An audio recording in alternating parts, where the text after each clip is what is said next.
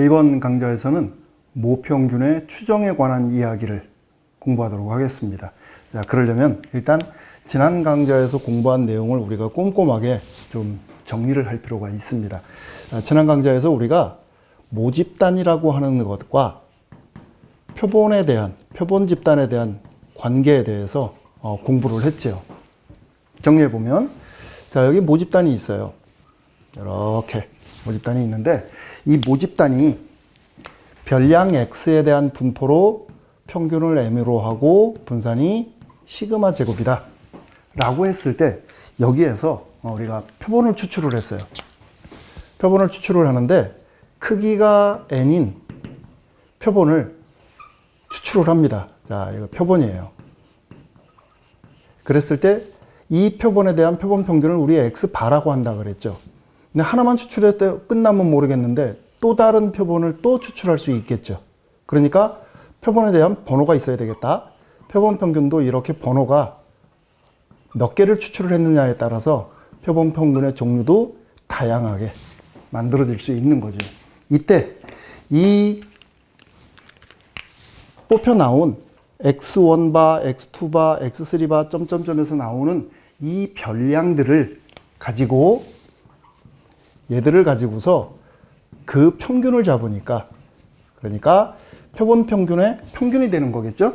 그것은 모집단의 평균과 같다. 이른바 모평균과 같다. 그 다음 표본 평균의 분산은 모분산을 표본의 크기로 나누어 준 것과 같다. 이렇게 얘기를 했어요. 여기서 하나 더 추가적으로 모집단이 어떤 분포를 취하고 있건 상관없이 표본 집단, 즉 표본 평균은 정규 분포를 이룬다. M에 여기 n분의 시그마 제곱 이런 분포를 이룬다 라고 얘기를 했어요. 그래서 좀 더 자세히 요 표본의 크기가 30일 때 50일 때 대칭형 비대칭형 나눠 가지고서 우리가 공부를 했었습니다. 이렇게 모집단하고 표본은 추출되어지는 순간 서로 간에 많은 의미를 부여를 하게 됩니다. 자, 이번 시간에 우리가 공부할 것은 역방향으로 생각을 하려고 그래요. 이번에는 표본 집단을 가지고 바로 모집단을 추정할 수 있을까? 분포를 추정할 수 있을까? 이런 의미입니다. 그러니까 지금 현재 우리는 모집단이 여기에 있는데 이 모집단에 대한 특징을 전혀 몰라요. 아까 같은 경우는 평균, 분산 다 줬는데 전혀 모릅니다. 그런 상태에서 여기서 표본을 끄집어냈어요. X1바 표본 평균, 또 여기 X2바 또 끄집어냈습니다. 이런 식으로 뽑아냈다 라고 얘기를 했을 때 이러한 표본 평균들을 가지고서 우리가 모집단의 이 평균을 과연 알아낼 수 있을까? 요게 이번 시간의 테마예요. 알아낼 수 있을까? 얘를 알아내게 되면 어때요? 얘도 알아낼 수 있죠.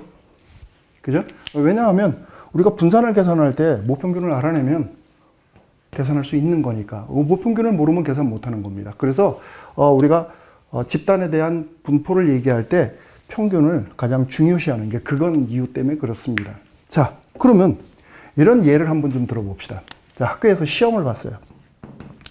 수학 시험을 봤는데 선생님이 귀찮아서 전체 평균을 내기 귀찮으니까 몇몇 학생들만 뽑아가지고서 그 몇몇 학생들에 대한 평균을 잡아봤어요. 그랬더니 60점 정도 나왔더랍니다.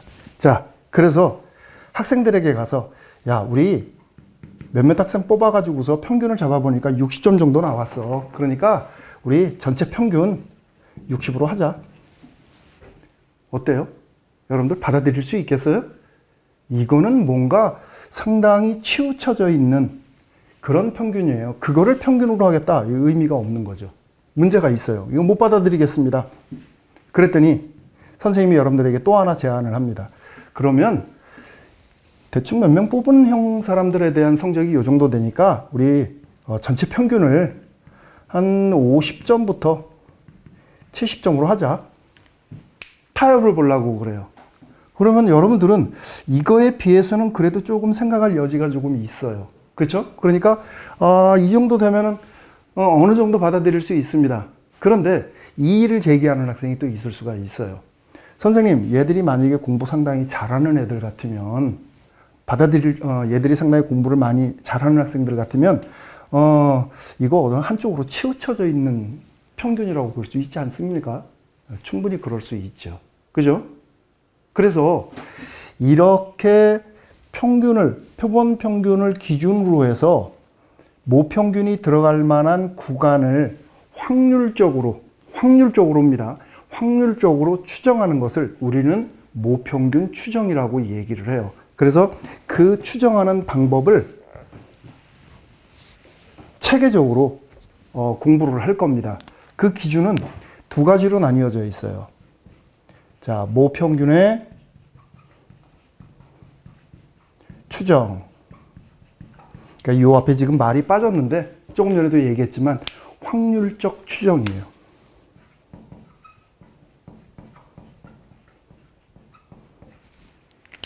두 가지 기준을 제시합니다. 자, 첫 번째는 신뢰도 95%. 구간 추정하는 방법이 있어요. 또 하나는 신뢰도가 99%짜리 있습니다. 그래서 일단 95%짜리를 우리가 많이 쓰기 때문에 99%짜리 얘기하고 99%짜리 얘기하도록 하겠습니다. 자, 신뢰도 95%에 대한 구간 추정하는 방식을 공부하기 위해서 표준 정규 분포 값을 이용을 합니다. 그러니까 확률적으로 체크한다 그랬으니까 자, 확률 값이 0.95가 되어지는 신뢰도 95%, 0.95가 되어지는 표준 정규 분포 값을 한번 체크를 해보세요. 그러면 우리가 표준 정규 분포를 바라다 보면 마이너스 1.96부터 1.96으로 나와 있어요. 자, 이때 이것은 무슨 의미냐면 표본으로부터 모집단에 대한 추정을 할 거예요. 그러니까 이 자료의 해석을 여기에서 읽어서 여기로 확장시키는 겁니다. 그렇다면 여기 나와 있는 이 Z는 그냥 일반적으로 우리가 생각하는 Z, 표준화된 확률 변수 Z가 아니라 표본 집단에서 생각하는 그 Z 값을 써줘야 되겠다. 그러니까 얘는 요것의 의미라고 하는 것은 이렇게 되어지는 거죠. 마이너스 1.96부터 1.96까지인데 이 Z가 루트 n분의 시그마 분의 표본 평균 마이너스 m에 의해서 만들어지는 범위입니다. 표본 집단에서의 얘기니까 당연히 이렇게 나와야 되겠죠. 그렇죠? 자, 그러면 이 식을 우리가 이제 정리하면 모평균이 들어가는 구간들을 어느 정도 우리가 이제 확인할 수가 있어요. 지금 여기 보면 요 x바라고 하는 것은 우리가 알고 있는 값들이죠.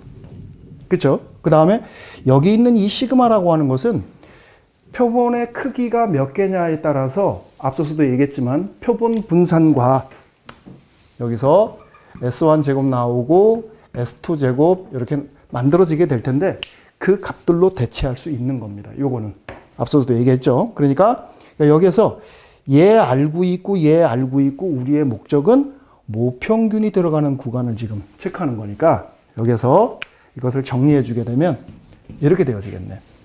x바 마이너스 1.96에 루트 n분의 시그마 모평균이 요 범위 내에 들어간다. x바 1.96 루트 n분의 시그마 이렇게 들어가게 되는 거예요. 그러니까 얘는 표본 집단에서의 편차를 얘기하는 거예요. 그러니까 표본 평균의 평균. 그런데 조금 전에도 얘기했지만 여기서의 이 값은 이걸로 대체할 수 있다.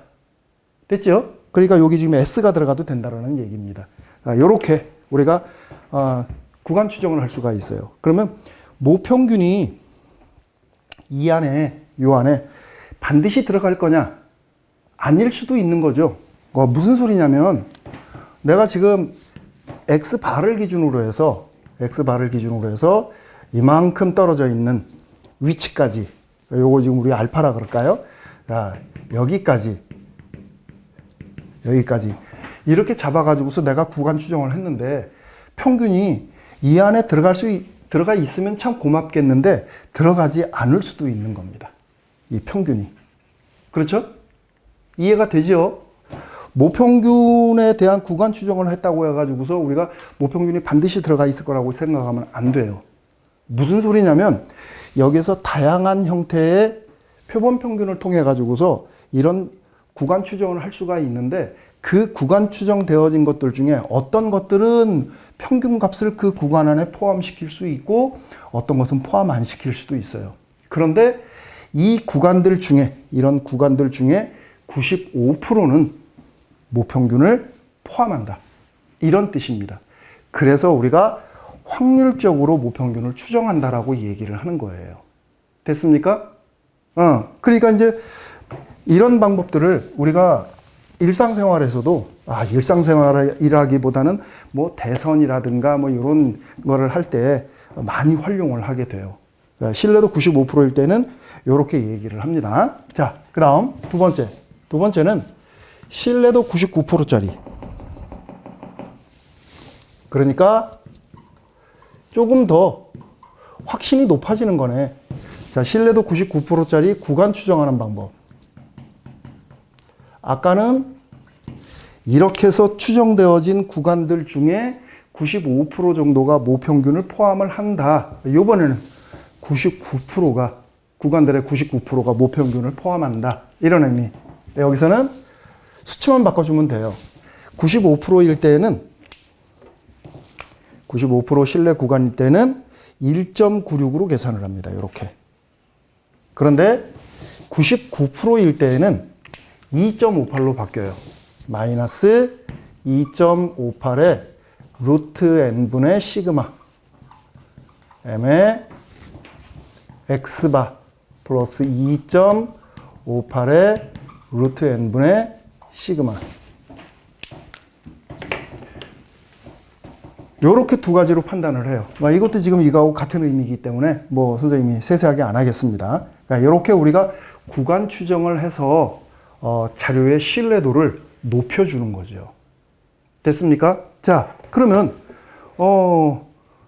그다지 어려운 내용은 아닌 것 같은데 읽다가 보니까 그 내부에 들어가 있는 여러 가지 의미들 때문에 머릿속이 조금 복잡해질 수가 있어요. 그래서 간단한 예문을 통해 가지고서 여러분들이 한번 지금까지 공부한 내용을 정리하는 시간을 좀 가져보도록 하겠습니다. 자, 공장에서 건전지를 생산을 해요. 자, 그래서 그 건전지의 수명을 X분이라고 합시다. X분. 자, 이때 이 건전지의 수명이 정규 분포 N의 모평균 분산 요런 정규 분포를 따라간대요. 그래서 이 안에서 건전지 100개를 추출을 했습니다. 자, 100개를 추출을 해서 그 100개에 대한 평균을 잡아봤더니 대체적으로 한 300분 정도 나오더랍니다. 그리고 편차를 봤더니 편차가 20분 나왔대요. 이렇다라고 합시다. 자, 이랬을 때 모평균 M의 95% 신뢰 구간 추정을 한번 좀 해보자. 자, 문제 상황이 어느 정도 정리가 돼야 돼요. 자, 모집단은 건전지의 수명에 대한 정규 분포 집단입니다. 근데 평균을 몰라요, 지금. 그래서 우리는 거기에서 100개의 표본을 추출을 해서 그들에 대한 분포 값을 이용을 해서 구간 추정을 해보고 싶어요. 대체적으로 모집단은 어느 정도 범위 내에서 평균이 형성이 되어지고 있는가 확률적으로 한번 추정을 해보려고 합니다. 자, 그러면 어떻게 해야 될까? 일단은 추출된 표본을 우리가 유심히 바라다 봐야 되죠. 자, 표본 집단을 지금 바라다 봤더니 표본의 크기는 100입니다. 그리고 여기서 얘기한 이 평균이라고 하는 거 정확하게 보면 표본에 대한 평균이니까 X바가 되어지는 거죠. 그죠? 그게 300분입니다. 그리고 여기 있는 편차. 얘는 지금 만일에 이것이 모집단에 대한 편차라고 했다 그러면 시그마로 나왔을 거예요. 그죠? 그런데 표본을 추출해서 그들에 대한 편차를 계산한 거니까 얘는 다름 아닌 뭐야? 표본 편차가 되어지는 거죠. 그러니까 S가 20이다. 이렇게 얘기할 수 있겠다. 걱정할 필요 없다 그랬어요. 야, 이렇게 표본의 크기가 크면 얘는 시그마하고 거의 같다. 동일시해서 써도 된다. 그랬으니까. 자, 이렇게 되면 이제 모평균을 한번 추정을 해보는 겁니다. 모평균은 요식 그대로 들어가는, 어디 갔어요? 요식을 그대로 이용을 해주면 돼요. 표본 평균 마이너스 1.96에 루트 100분의 20부터 300 플러스 1.96 곱하기 루트 100분의 20 이렇게 들어가주면 되겠다. 그렇죠? 그러면 이게 3.92니까 296.08부터 303.92라고 계산이 되어지겠네요. 됐습니까? 그러니까 결국 95% 신뢰 구간으로 모평균이 들어갈 구간을 체크를 해보면 이 정도 되어진다. 확률적으로. 그러니까 또 다른 표본을 찾아가지고서 우리가 또 여러 가지 작업을 해보면 알겠지만 단적으로 한쪽으로 치우쳐진 자료일지라고 하더라도 95% 신뢰 구간은 이렇게 계산할 수 있다. 됐습니까? 자, 그런데 여기서 이제 우리가 공부를 하다가 보면 이런 궁금증도 생겨요. 지금 현재 여기서부터 여기까지 구간의 폭이 한 7 정도 되는데 이건 너무 넓은 거 아니냐. 구간의 폭이 좀 넓어지게 되면 사실 신뢰도가 좀 떨어져요. 아까 우리가 표본 평균 60점에 50점부터 70점 사이에 모평균이 있을 거라고 하자라고 이렇게 우기고 들어갔는데 만일에 그 구간을 0부터 100까지로 하자 이렇게 돼버리면 어떻게 되는 거예요?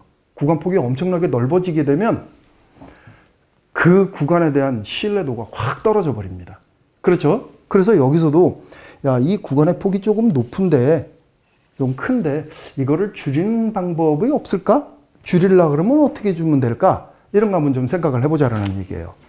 그러니까 현재 제시된 신뢰 구간, 신뢰도. 자, 신뢰도는 유지한 채 신뢰 구간 폭을 확 떨어뜨리고 싶어요. 그러면 어떻게 하면 될까? 하나하나 체크해 보면 되는 거죠. 자, 지금 현재 얘는 고정값. 그렇죠? 얘도 95% 신뢰 구간 내에서 적용되어지는 신뢰 지수니까 고정값. 얘도 고정값. 그런데 이거는 내가 정하기 나름이에요. 그렇죠? 그러니까 고정 얘는 우리가 정하기 나름이니까 얘의 크기를 늘려주면 이 값이 커지게 되는 거고 전체적으로 이 값이 작아지겠다. 그렇죠? 이 값도 작아지게 되는 거죠. 그러니까 이렇게 되어지려면 표본의 크기의 n을 확 늘려버리면 되는 거죠. 자, 오늘 강의는 조금 복잡한 듯 애매한 듯 했어요. 여러분들이 꼼꼼하게 체크해보고 다시 한번 정리하시기 바랍니다. 여기까지 강의하도록 하겠습니다. 수고했습니다.